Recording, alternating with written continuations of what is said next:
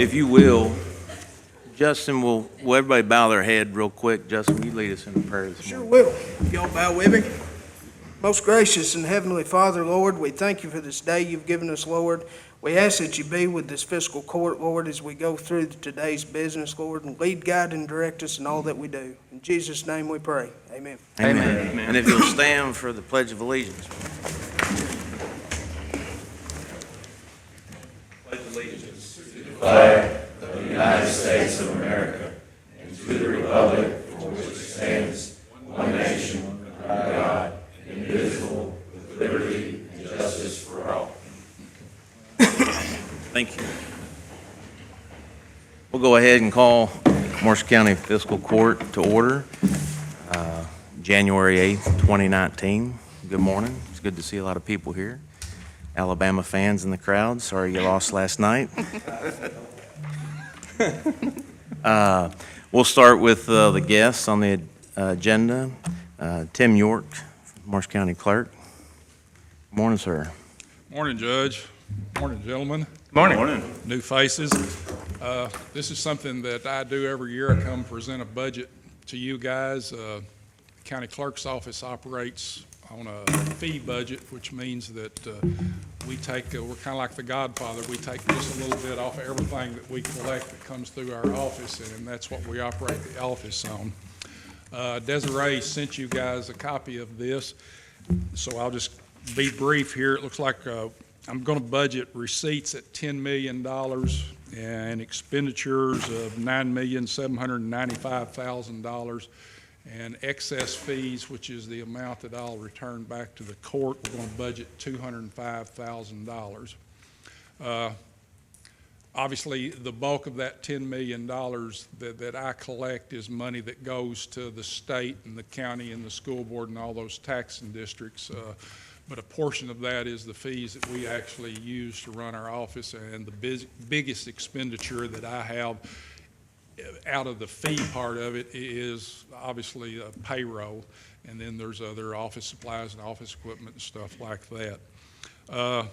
Excess fees, the part that comes back to you guys, we expect that will be, I try to budget conservatively. You know, we particularly the last 3 years, we've done much better than $205,000. But if you go back to 2012, 2013, it wasn't a whole lot better. So we've had 3 good years in a row, and we're never quite sure if we're going to have a good. We don't have a lot of control over how many times people trade cars or how many people buy and sell real estate or anything like that. So we're kind of dependent on what happens in that regard. I'll have to have a motion on this. There's also what's called the deputy hire, which is $580,000, and I'll have to have a separate motion on that. Yes, $580,000 on deputy hire. So you guys got any questions? All right, so we would need a motion to accept the clerk's budget. Make a motion to accept the clerk's budget, Judge. Second. Second. All those in favor say aye. Aye. Any opposed? Motion carries. And then we would need a motion to accept the deputy hire. So moved. Second. All those in favor say aye. Aye. Any opposed? Motion carries. Thank you, guys. Thank you, sir. Thank you. Next is Chad McCain. Good morning, sir. Good morning. From River Crest Engineering, drawdown requests. Morning, y'all. This is something we do monthly. If you're familiar and watched some of the video over the last fiscal court meetings here the last few months, especially since we started the construction on the sewer expansion, we like to provide a little update on a monthly basis along with the draw request, just to keep the fiscal court and the body up to speed and workings there through Draftonville. Other than just driving through on 68, 641, you can get a little bit more information here. And if y'all have any questions about status or schedule, I can help out with that as we go along. The draw request that we do here, this is consistent with the budget and the amounts that were approved for the KIA loan back last year for the construction project. So the amount of the loan, just over $3 million that was approved, these dollars come out of that amount that was already approved by the fiscal court. So none of this is in addition to what has already been approved by the fiscal court. For this month, this is the draw request for the work that was performed during the month of December, both for the construction costs for Mertco Incorporated on the project and also Rivercrest Engineering, handling the engineering services, inspection work, and the administration of the KA loan documents. So if you guys have looked through that packet, you can see the contractor's amount this for the month of December was $238,581.32. And then the total draw request that here is, in the budget, so is just $256,985. Again, that comes out of the previously approved amount for the month.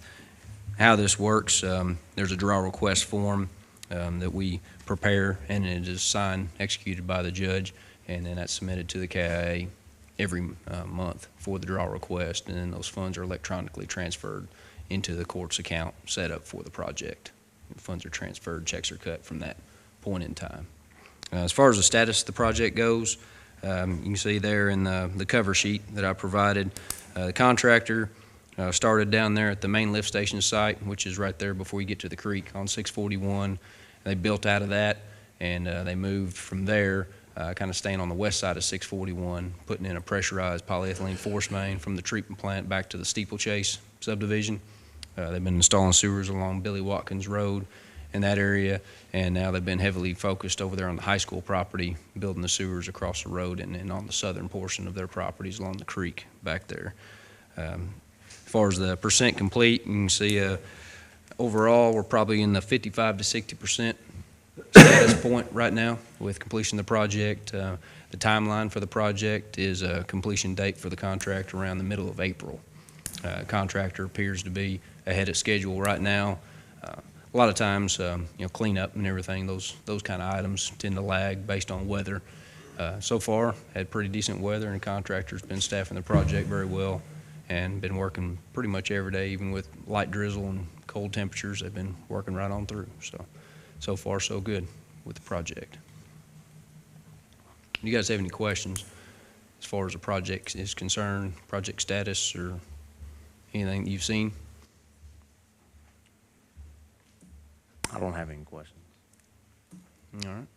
While I'm up here, just to let you all know, we have been working with the Sanitation District and the Fiscal Court for the last few years on the sewer system itself, in addition to the treatment plant. I know Jonathan with the Sanitation District is here today, too, to give you guys a little bit of an update about his dealings. We've been working hand in hand with them, not on a daily basis, but definitely on a monthly, quarterly basis, and working with their operators. Just to answer, provide any assistance with anything going on at the treatment plant. And based on the numbers that we've seen, the correspondence we've had with the EPA, and Jonathan will provide some data. If you want to come up there, you can probably, now's as good as time as any, but we've recently put together some summaries to show how that plant has gotten excessively better in the method of treatment, the efficiency of treatment over there in the last about a year and a half. The court has been very focused on getting that plant up to speed in Draftonville. Made a lot of improvements, put a lot of money into it, but the guys there at the plant, the operations staff, including Jonathan and Lyndall, doing a tremendous job over there, and the results are showing. You can see by the data that's coming out and the quality of the effluent, the water leaving the plant, it's gotten a lot better, and the folks at Chestnut Creek are seeing that as well. Just real quick, good morning, gentlemen. Good morning. We've got our most recent lab reports. Of course, we have to do weekly lab testing or monitoring results that have to be sent into microbac labs. And on average, just in our last few labs, we're operating within like 97% removal of solids and everything coming out that's going into the plant. So 97% that's being removed and actually being sent back into the waters of the Commonwealth. Prior to that, I mean, we were seeing some very high numbers because the plant wasn't in operation. Our biggest issue that we have that causes our numbers to kind of fluctuate, if you look at them, and I can get lab results and all that submitted into the court so they can see it, is our I&I problem. We still got problems with that, which I&I is infiltration and inflow, meaning we've got water that's somehow getting into the system, and it's causing our numbers to be affected. Prime example is a normal functioning day at the plant's about 37,000 to 40,000 gallons of water coming into the plant. When we have a heavy rainfall, like a 1 inch total of rainfall over Draftonville, that our numbers are jumping up to about 120 to 130,000 gallons coming into the plant. And the plant itself is at peak capacity a day is 150,000 gallons. So when you're saying 3 to 4 inch rain event coming in, we're seeing 300 and 400,000 gallons of water coming into the plant. That's having to be treated and trying to be processed out. It's causing the equipment to work over. So pretty much our biggest problem that we have is our I&I problem. Everything else is running great. The plant is operating well within permit limits. We've not had any complaints. As a matter of fact, several neighbors have come up to us and complimented on how well the county and the sanitation district has done in cleaning up the area. Our outflow that's across the parkway over there on Frankfurt Drive, if prior to all this, if you would go over there and look at it, it was just in a very bad state of disrepair. There was a lot of materials around there that was unsightly. All that has since cleaned up, vegetation starting to grow back, and everything is just cleaning up in the area. And it's actually, good, clear, pretty much looks like spring water coming out. But it is treated water, and everything is running exceptionally well at the plant until we have these big rain events. So pretty much that it. And again, our plant in Aurora, it's 50 years old, and it's running along real great. We're still well within our limits on it. We got a new permit that's coming in that we're having to change some things over, but it's working great as well. I think some of y'all have had a tour of the plant. I did, yeah. I know back when I first got a tour of the creek on the effluent side, it was bad. It's been great, and one thing I just wanted to add real quick is just to let everybody know, so our new rate letters went out as for our customers, for our new rates and everything that are going into effect, that went into effect in January. Just to let our customers know that any questions or complaints or comments that they need to be taken to the sewer board, and our meeting will be next. The 23rd, it'll be at 4:30 at the Aurora Fire Station in Aurora. So if they have any questions or comments, they need to bring it there and address it there. Okay, so January 23rd at 4:30 at the Aurora Fire Station. Yes, so and that's if they just bring their comments in turn, they'll take it before the board and they'll address them there. Okay, we'll get that out too on the county's webpage as well, in the Facebook. Okay, appreciate it, Thank Jonathan. you all very much. Thank you. We need a motion to have the drawdown, approve the drawdown. So moved. Second. All those in favor say aye. Aye. Any opposed? Motion carries. We'll move on to old business. Approve the minutes of December 18th meeting. Motion approved, Judge. Second. Second. All those in favor say aye. Aye. Any opposed? Motion carries. I see Brian here. We got the ambulance-mounted stretcher lift. We've got the bids for those, so Brad's going to read the advertisement. An ad was placed in the Marshall County Tribune Courier Wednesday, December 26, 2018. Accepting bids, the Marshall County Fiscal Court is currently accepting bids for 2 ambulance-mounted stretcher lifts. The lifts must be compatible Stryker Power Pro stretchers and feature inductive charging. Lifts must also comply with current Kentucky Board of Emergency Medical Services regulations in regarding stretcher fastening, securing. Please contact Marshall County Ambulance Service at 270-527-1243 for questions or to obtain bid specification packet. Sealed bids will be accepted until January 7th at 4 p.m. and open on January 8th at 9:30 in the Marshall County Fiscal Courtroom. All sealed bids should be mailed to the Marshall County Fiscal Court, 1101 Main Street, Benton, Kentucky 42025. The Fiscal Court reserves the right to reject any and all bids. Looks like we have one that was received on January 3rd.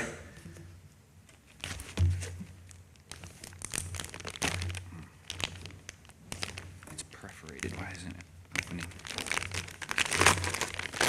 While he's opening up that, I think everybody knows Brian, he's the ambulance director. You want to give him a background on it? That'd be perfect. Thank you. Morning, everybody.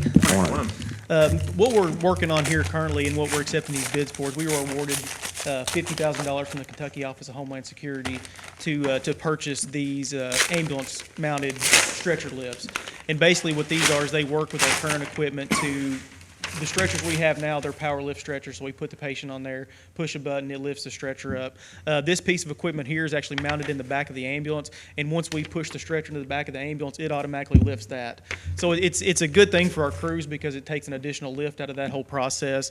It's better for patients because it's a more secure fastening system, because I know that's one thing that a lot of regulatory boards for EMS and things that they're really cracking down on, is making sure that stretcher fastening is a big priority, and that's one thing this does as well. So another thing that it does is to be compatible with our current stretchers, it also charges our stretchers while it's in there. So now what we have to do is we have charging stations that we basically have to swap our batteries in and out. This equipment here actually charges our stretcher batteries while it's in there. So it's a very cool piece of equipment. If you get a chance, you can look at them on YouTube. Really cool piece of equipment. We've been fortunate enough through Homeland Security to be given 2 more. This will give us a total of 4 for our 6 ambulances. So we're really appreciative of it, and I know the crews love them. The ones we have now, they've really enjoyed them. All right, so this one is from Stryker. Total cost is $52,960. That's including tax and freight. There is no tax on it, though. So, you want to? 52,960, is that what you said? With that being one bid, that's, if we want to approve that, we would need a motion to accept that bid.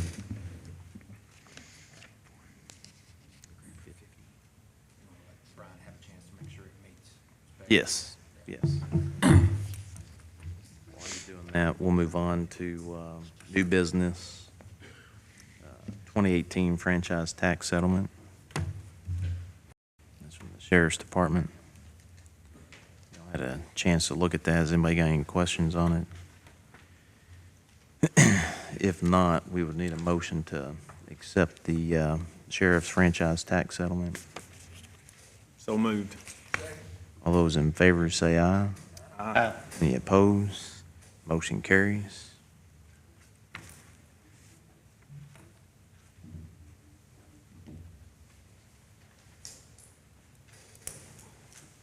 We'll go on with item B, 2018 Sheriff's Fee Settlement.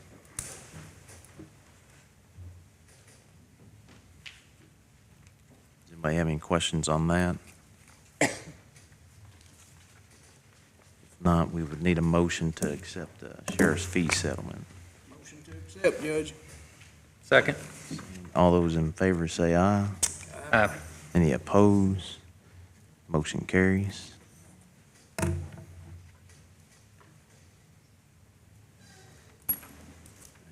we'll move on to Sheriff's 2019 Annual Order setting maximum amount of salaries for deputies and assistants. We're going to take some time to explain this to y'all.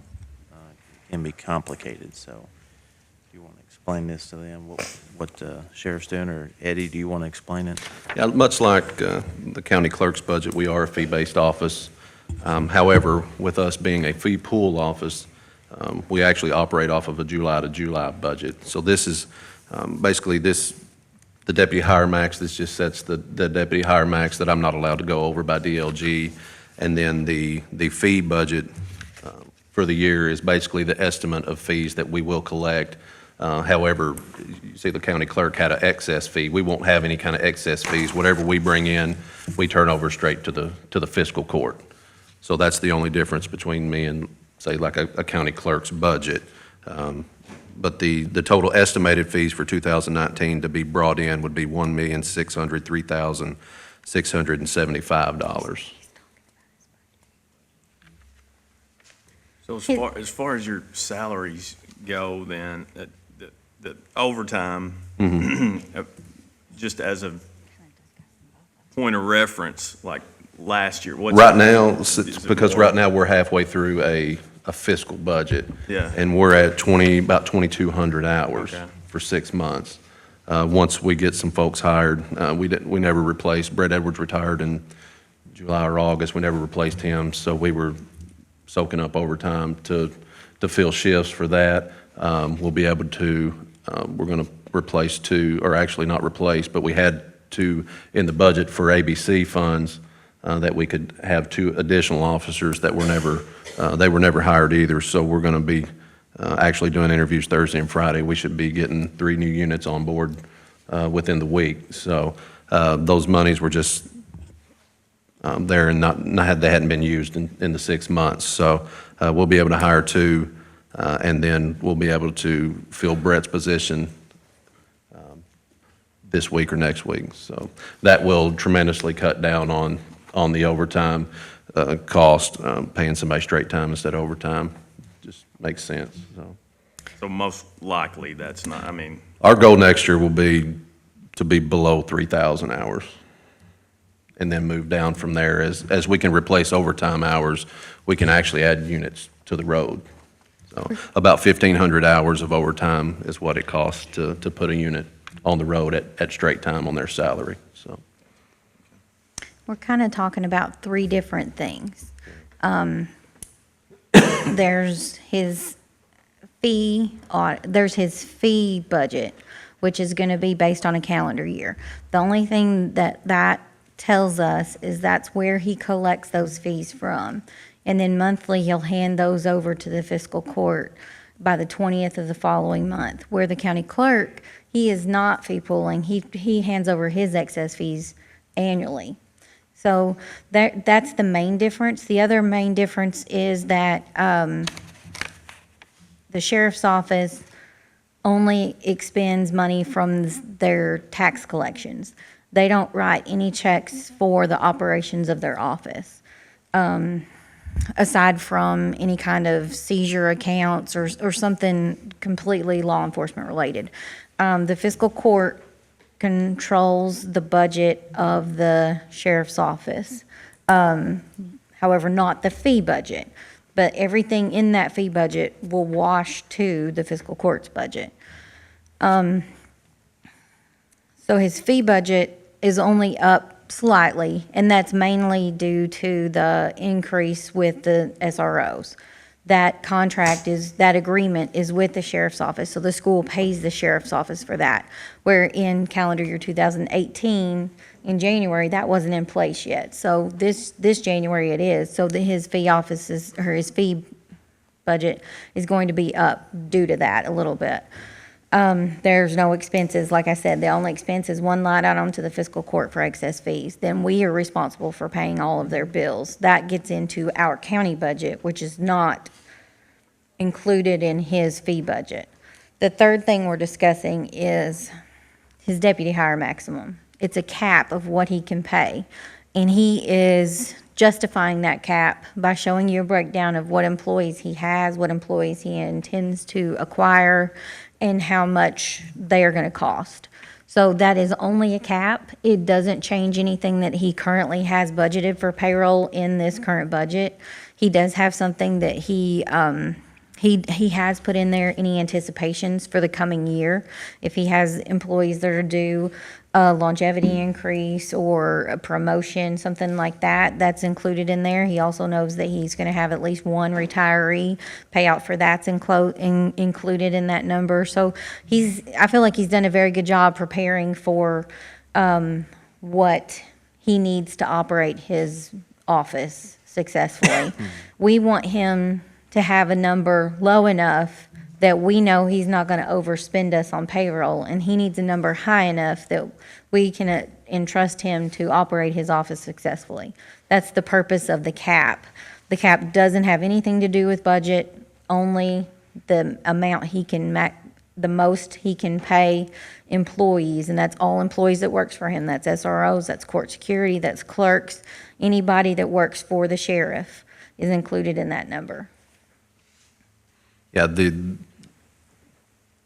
it would show up on if I go over this, basically, it would show up on my audit. Yes. At the end of the year. Yes. It would say, Sheriff McGuire was over $30,000 on his deputy hire max. That's where this deputy Yes. hire max is. And a lot of other sheriffs throughout the state, they don't fee pool in this, their budgets are January to January. So ours is just July to July. So I'm running off of half, from January to July, I'll be running off the last half of last year's budget. when does the school reimburse? I believe the agreement says that we bill 3 times a year. Every 4 months or so. Like 60% or something of the It's, resource officers? The bill that I saw, it's 100% of what they've worked these 4 months. The way it works out, 60% is that basically we have to pay for them during the summertime and spring break, fall break, Christmas right now. We can work on that later, but, and then they reimburse half of the, I think it's half of the overtime, and then I think 66% of their equipment. So I You believe get them on the road during the. in the summer, Okay. but we still have to pay for them during the summer. Yeah, That's but the, still, During tourist time, that's great. yeah. yeah. So, but I think the first bill should be, I think it's already been submitted, and I think it's pretty close to being paid, I think, so. And that bill was, I think, $87,000, because that was the first bill. This would be the first bill that we brought in, because we just started that in August, so I don't think they'll all be that high, because there was more equipment that they had to, start up equipment and things they had to purchase for them, so I wouldn't imagine that all 4 or all 3 bills would be $87,000, but they'll be close.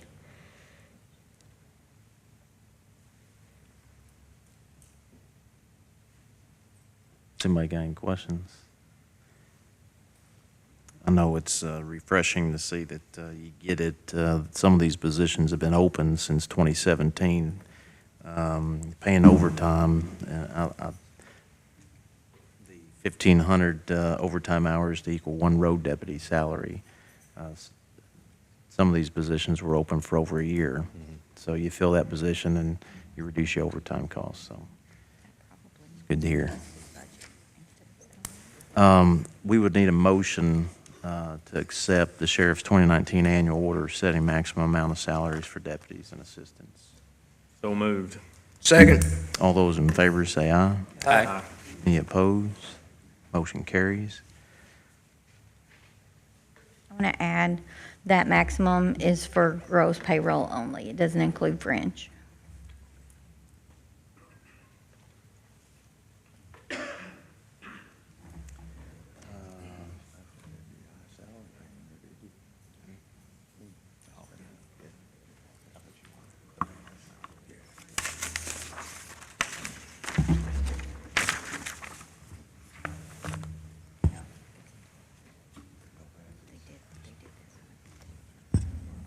Brian, did you get a chance to look at that? Okay, I've reviewed the specs, and this piece of equipment and this quote meets all the specifications that we set forth for this piece of equipment. One thing I did want to clarify, just in case you guys didn't know, is that this is a reimbursement grant. So the court pays for this equipment up front, and then Kentucky Office of Homeland Security reimburses after the fact. The amount of money that we were awarded from Homeland Security was $50,000. So this quote is for $52,960. So there's going to be an additional $2,960 that will be paid toward this equipment. Okay. If there's no questions, we would need a motion to accept the bid as presented for the stretcher lift. So moved. Second. Second. All those in favor say aye. Aye. Any opposed? Motion carries. Thank you, sir. Thank you, Judge. Thanks, guys. Thank you. 2019 DLG yearly budget, sheriffs. We need a motion to accept it. There's no questions regarding it.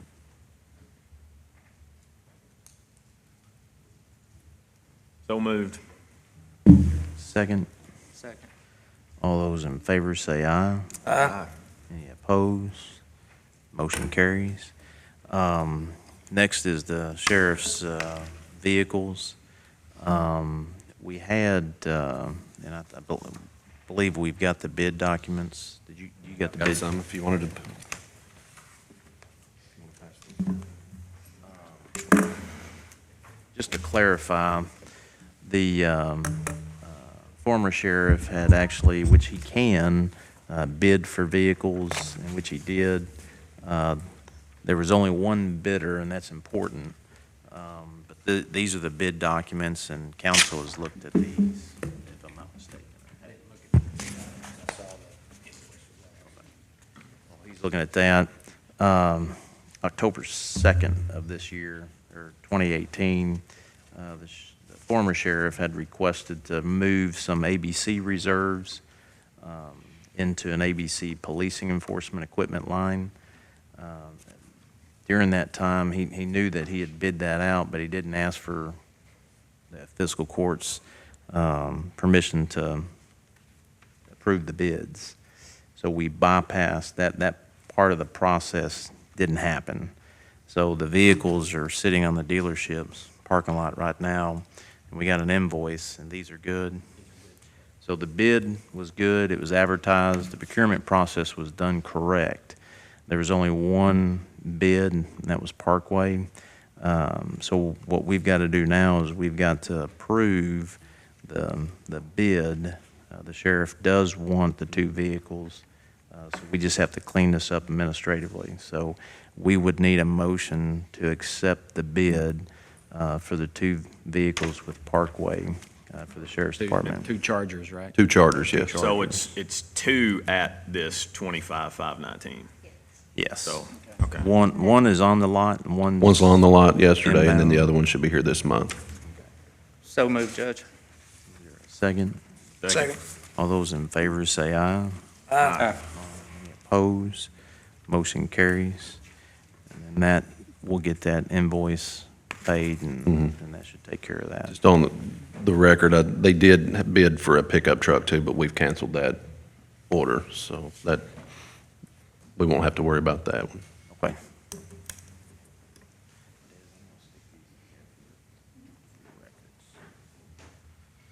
E911 employee status change. Good morning, LaDonna. Good morning. Good morning, everybody. Good morning. Morning. What I have here is a request to take Miranda Hanson from a part-time dispatcher to a full-time dispatcher to fill the vacancy that we currently have. Her hourly rate would remain the same. It's just a status change from part-time to full-time. Brad, do you want to explain this form? Sure. How it came about? Yep, so the form that you see, it's an informational form. We use this for any kind of personnel action, and you can see the list of items that you can check, but you'll be presented to this for any personnel changes for employees, and we keep this on record in their HR file. So you should have that in front of you, and if you don't, it's up on the screen. And this came about administratively when the auditors, I don't know if it was last year or the year before, but Yeah, I think it's 16. 16, they suggested that these forms, any changes be presented to the fiscal court. So that's why the department heads will come up and present that to us. If there's no questions, we would need a motion on the employee status change. Make that motion, Judge.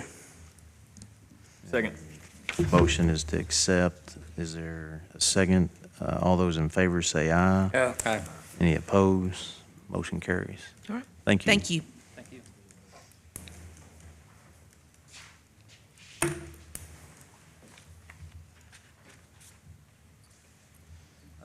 Next is Peel and Holland 2019 service agreement. I can, You want to sure, I can talk about to that? this. So every year we do a wellness program that is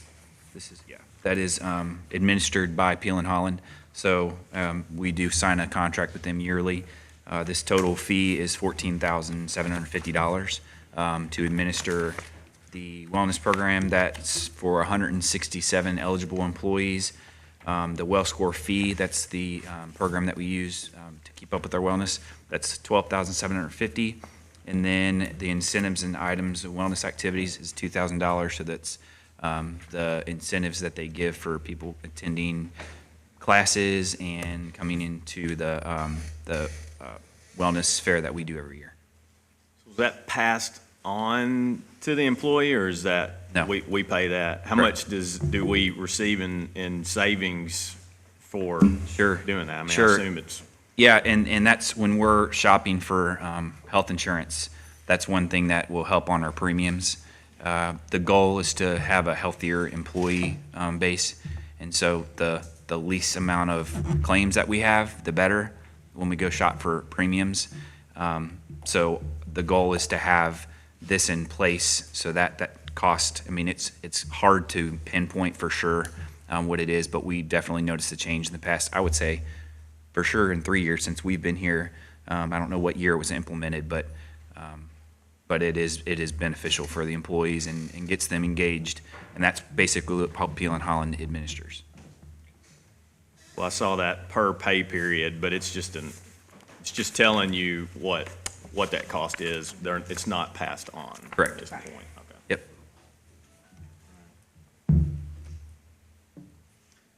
If there's no other questions, we would need a motion to approve the Peel and Holland 2019 service agreement.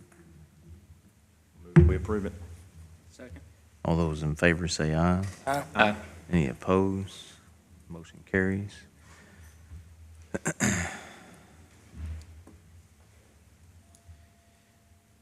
Let's see, we're going to get into some administrative stuff here that we have to do. I think in our training, you guys got this information under KRS 179020, the county road engineer or supervisor. In Marshall County's case, we have a road supervisor, which is Wendy Greer. So this is an order. And if we do participate under that section, subsection 2, we do a 2 or 4 year appointment.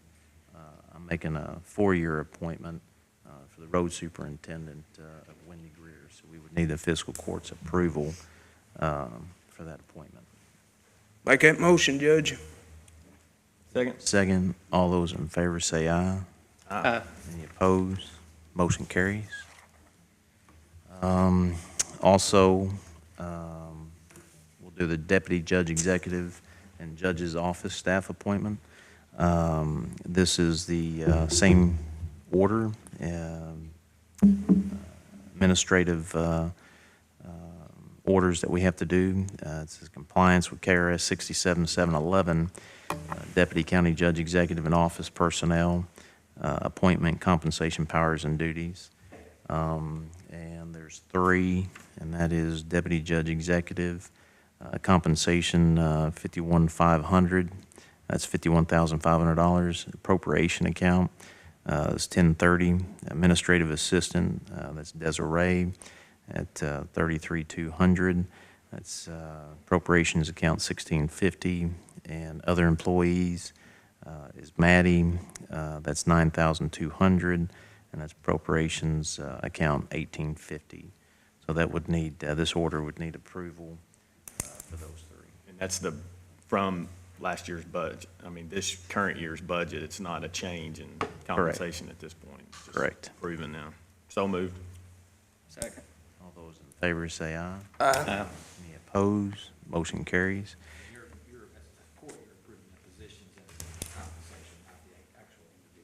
Correct. And that's, I guess, every 4 years, new terms. We got to make these appointments. The other item is active employees. This is the entire list of employees. Same thing. It's by statute. So we just need a motion to approve the Marshall County active employees. So moved. Second. All those in favor say aye. Aye. Any opposed? Motion carries.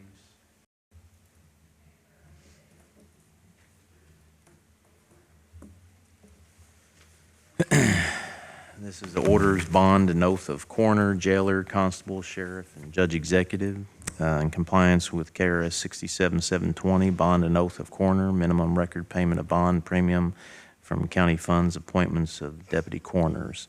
So this is another order by statute. We just need a motion to approve the coroner's bond. So moved. Second. All those in favor say aye. Aye. Any opposed? Motion carries. Compliance with KRS 71010, bond and oath of jailer, minimum record. We just need a motion to approve the jailer's bond. So moved, Judge. Second. All those in favor say aye. Aye. Any opposed? Motion carries. This is compliance with KRS 7310, general bond and oath of constable minimum record. Need a motion to approve this order. Motion. Second. All those in favor say aye. Aye. Opposed? Motion carries. Compliance with KRS 70020, general bond of sheriff, minimum record. Need a motion to approve. So moved. Second. Sheriff's bond, all those in favor say aye. Aye. Any opposed? Motion carries. Compliance with KRS 67720, bond of county judge executive, minimum record. Need a motion to approve the judge executive's bond. Motion. Second. Second, all those in favor say aye. Aye. Any opposed? Motion carries. I believe that's all the orders. We'll move down to item L, appropriations transfer. Okay. Sometimes I go over these item by item, sometimes I don't. For this one, I'll go over it line by line. Monty, the one that I looked at earlier is not the final one. So that's another reason I'm going to go over this earlier. Departmental transfer, road department, when we budgeted, we think we kind of got our wires crossed a little bit, and we had dollars budgeted in equipment.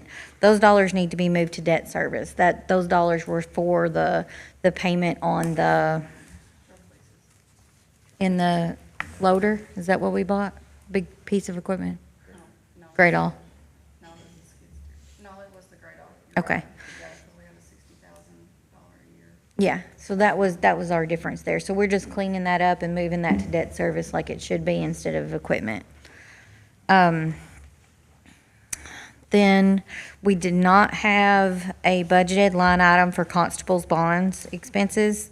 Those bonds run $101.80. So I'm asking to move out of general fund reserves $330 into Constable's bond payment to cover any of those. I know we have one, maybe two, that we will have to pay for, so this just gives us a place to make that payment from. The other expense is for sanitation travel expense. They had a vehicle, and it has kicked the bucket. So Jonathan has been having to drive his personal vehicle, so then we have to revert back to our travel policy, and so we pay him mileage. So since we didn't have a budget for travel, since we had him a truck, there was an expense line item for that. So this creates a expense line item of $1,500, and I'm asking to move that out of general fund reserves as well. So general fund reserves would see a reduction of $1,830. The jailer bond, with Roger retiring in November, we had to get a bond for the new jailer for that period of time. So that created another slight increase. So I need to move $5 from the jail fund reserve to the jailer's bond to cover that overage for the expense of two bonds versus one.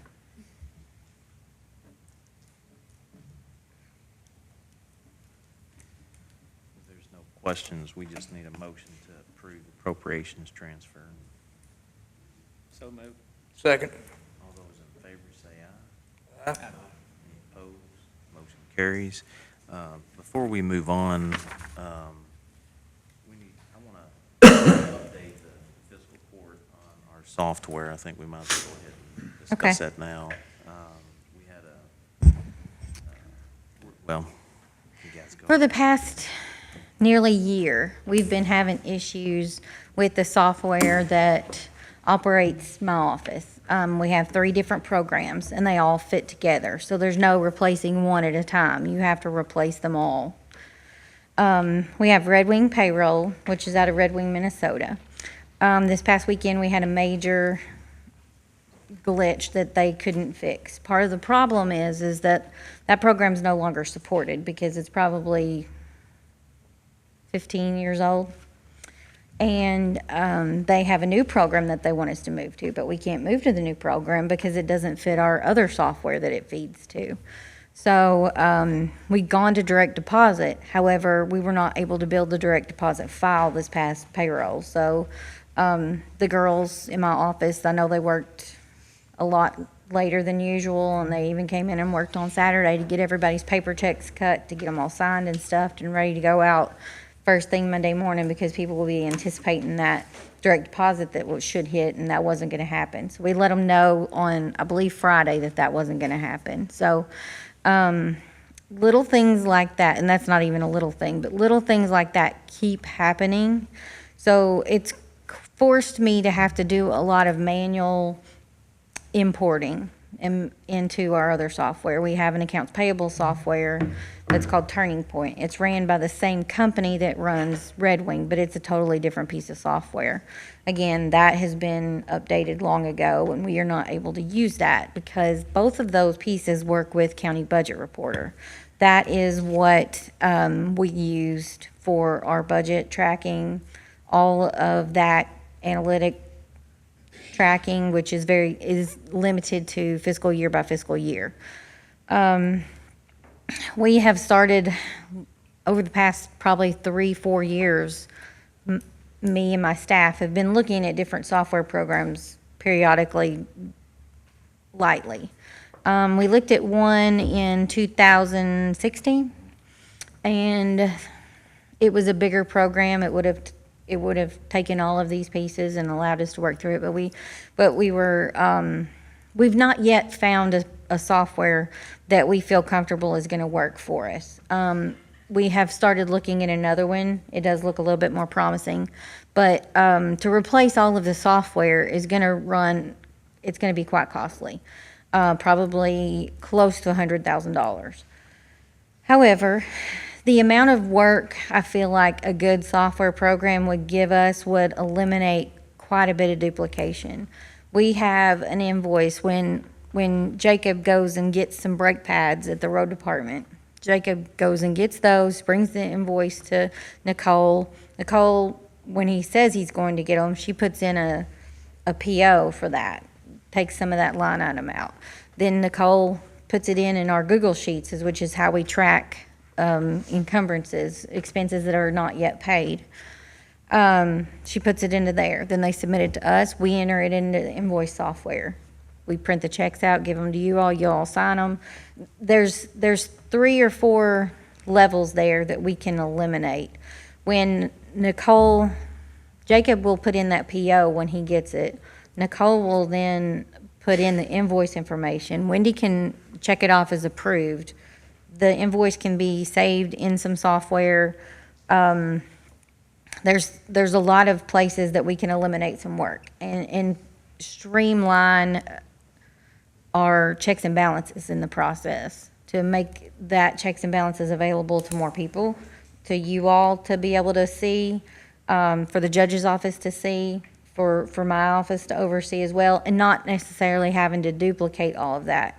We've got Time Clock Plus that works well. We print out one report, we enter it into payroll and process it, but the payroll software is what's lagging there. So I am doing a lot of manual entries into County Budget Reporter. From a accounting standpoint, that's not good. You don't want me doing manual entries. A, it's time consuming. B, it allows for a lot of error. And C, it allows for too much manipulation by any person. It allows gaps for a lot of things that we don't want to have. So we're making do, and at first I was only having to manually import the accounts payable software, but since then payroll a portion of it has died off too, so I'm having to do all of it. I've figured out ways to be able to export it from the software where I have to manually enter a limited amount of information. But for instance, with this payroll glitch this last time where we had to do paper checks, I was forced to do manual entries of everybody's net pay. I balanced it with the reports, but we also found errors in the reports that were unexplainable that we can't decipher ourselves. The payroll software is looking into it for us, but we have a need. We just want to make you all aware that there's a need for some updating of software in my office. And I know it's costly, and I know it's not something that's flashy and the citizens are going to want to spend money on, but at the same time, I think it will turn around and save us money in the long run. If I can add to that, I think we're at a point where we have to do something. We've been looking, as she said, for some software, but what just recently happened, I don't want to go through that again. We had to basically manually write checks for the employees. We have majority of the checks set up for direct deposit. The next potential thing that could happen is the thing crash, and the company doesn't have the staff that understands or has the knowledge on this software. So they're kind of limited. So we're in a very, I'd say we're behind. But what I would like to ask the court is to give permission for the treasurer's office to put out some RFPs for that software, so that we can kind of get a look at what's out there, and then we can present that back to the fiscal court for more further detailed review. I don't know when the next glitch is going to happen, but we definitely don't want to be in a bad situation. So, is there anything else that you guys can think of? I've got a couple of questions Yeah. for Emily, if that's okay. The current software, is that leased or owned, and is there a service agreement with? Yes, the service agreement between the current software and any new software would be drastically different. Our current software, it is, I don't know if it's owned, probably not. It's probably just used. It's very old. We have had it probably, I think we've had it since early 90s. Their annual maintenance is $1,300 a year, I believe, and that's all. So, I mean, all of our software combined, our annual maintenance agreements are $10,000 or less. What we're looking at, what I would anticipate going forward is going to be, it's probably going to be in around double that. It's probably going to be around 20,000, but I don't feel like that we would be comparing the same thing. Do you know, are there any companies willing to lease with possible upgrades being included in that? Yeah, well, and the one that we looked at just recently, so there's an upfront cost for setup.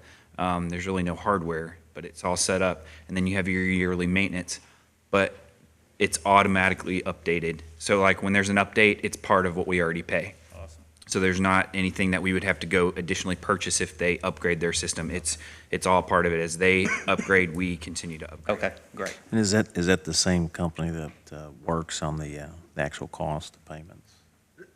Yeah. And we do have a draft RFP that we're reviewing. So when that's prepared, then we're going to submit that and hopefully get some vendors to submit those proposals, and then we could go over them with you all. Then even if we got down to it, schedule demos where you could actually see what the process is with some of those vendors. Okay, great. Thank you. Are we under any kind of obligation with existing company? No, their annual maintenance agreements they're renewed every year. And it is something that I won't suggest lightly. I probably wouldn't be doing this if it wasn't a have-to thing. We're getting to the point where both of our legs are broken, we're dragging ourselves. So that's we just had that happen this week, so, but that is something that I would ask the court, is to give the treasurer's office the ability to put out that RFP, and then we'll bring that information back to the court for more further details. Did you say early 90s? Yeah. Brad wasn't even born then. I was working here. So moved. Is there a second? Second. All those in favor say aye. Any opposed? Motion carries. Intra-fund transfer. I'm asking your approval to move from occupational tax fund to the 911 fund, $49,812.50. That is subsidy that is budgeted, that we move from the occupational tax fund to the 911 fund quarterly throughout the year. The grant fund, I'm asking to move $207,898.78 to the general fund. That is to reimburse the general fund for fronting the MERC co-payment for draw number 4 on the KIA loan. Is there a motion to accept the intra? So moved, Judge. Second. All those in favor say aye. Aye. Any opposed? Motion carries. Payment of the bills. Motion to pay the bills, Judge. Is there a second? All those in favor say aye. Aye. Any opposed? Motion carries. We need to go into executive session for land acquisition and litigation. We need a motion to go into executive session. So moved. Second. Second, all those in favor say aye. Aye. Any opposed? Motion carries. I'm going to go ahead and call fiscal court back to order. One item that we did forget was the sheriff's property tax settlement. So we need to approve, if there's no questions, on the sheriff's approving 2018 property tax settlement. If not, we just need a motion to. So moved. Second. All those in favor say aye. Aye. Any opposed? Motion carries. Need a motion to adjourn. Move we adjourn. Second. Second, all those in favor say aye. Aye. Any opposed? Motion carries.